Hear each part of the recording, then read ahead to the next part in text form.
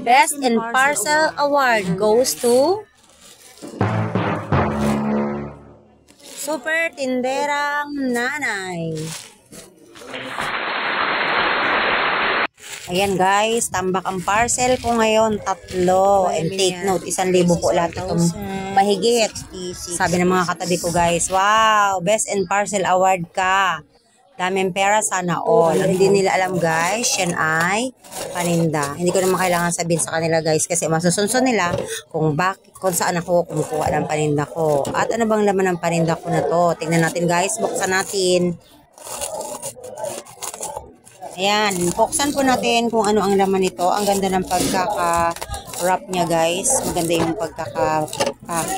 packaging niya. Yung packaging niya may double ano pa may double na plastic. At may bubble wrap pa. Saan ka pa pwedeng laruan ng ako ko. Ayan, wasabi to guys. Wasabi. O diba? Kaya sabi ng mga katabi ko, sana all daw maraming parcel. Hindi nila alam. Paninda ko yan. Diyan ko yan. Binibili sa Shopee.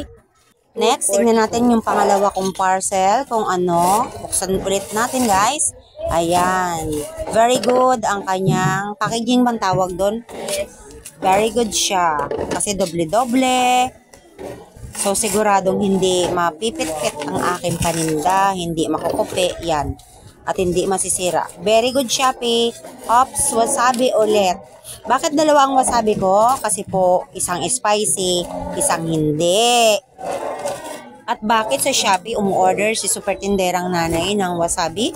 Kasi po wala kaming ahente dito. Sa totoo lang, walang ahenteng lumalapit sa aking tindahan para mag-alok ng wasabi. Katapat po ako ng isdaan. Ang katapat ko po ay tunahan.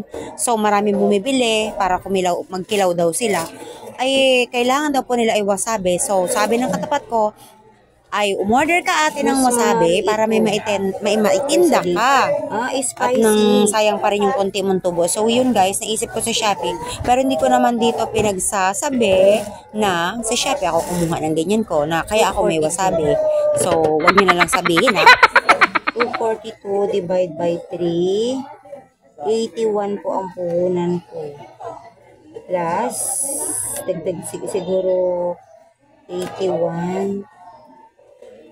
Binta ko po siguro ito ng plus 10, 192.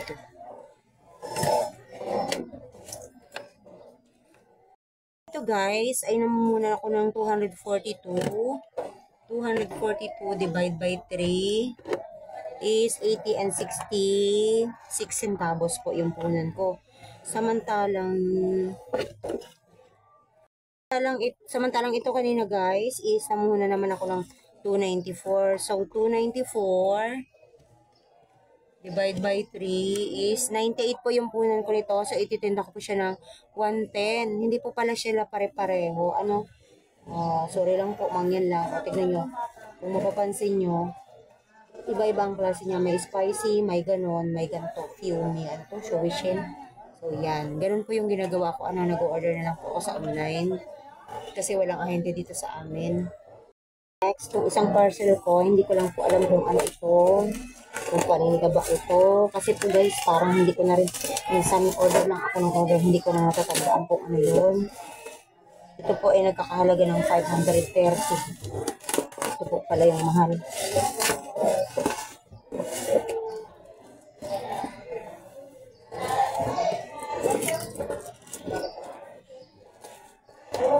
Nag-approve po ako.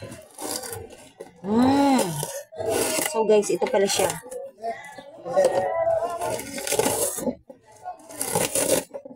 Ito, 594. Ito pala po yun. Wow! Bagnet. So, ang bagnet na ito, ang puunan ko po ay chicharon ay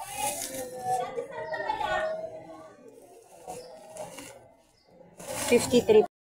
So, 53 ko siya nakuha, guys. 53. Masyadong mahal sa palagay ko kasi manipis lang naman siya.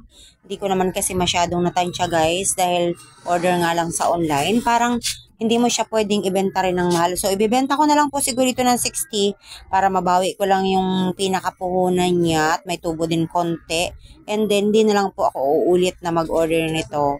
Kasi nga po ay masyado siyang maliit, masyado siyang manipis. Mahal siya sa 53. Guys, ganun lamang po ang ginagawa ko ng inyong abang lingkod, super tinderang nanay. Kapag wala po akong makita or ma-order sa Divisoria or dito sa mga ahente dito ng mga paninda is, nag-order na lang po ako sa Shopee. Ayan. So, hindi ko lamang guys sinasabi sa iba, nagtataka sila bakit may ganun akong paninda na sila ay hindi makakita. So, dapat guys, yun yung tips ko sa inyo. Huwag niyo sasabihin nyo kung saan nyo kinukuha. Siyempre, bakit? Sabihin nyo naman madamot. Kasi ganun talaga sa negosyo, di ba? Gusto mong tumubo, gusto mong makabenta, gusto mong kumita. So, hindi mo dapat sinasabi kung saan mo yun kinukuha. Kadamutan, pero yun po talaga yung isa sa strategy ng mga tindera. Huwag mo ituturo kung saan mo kinukuha yung mga items na wala sila. So, hanggang dito na lamang po. Sana natutunan kayo sa aking video for today. Sa mga hindi pa nga po pala nakakakilala dyan sa akin, ako po ang inyong super tinderang nanay.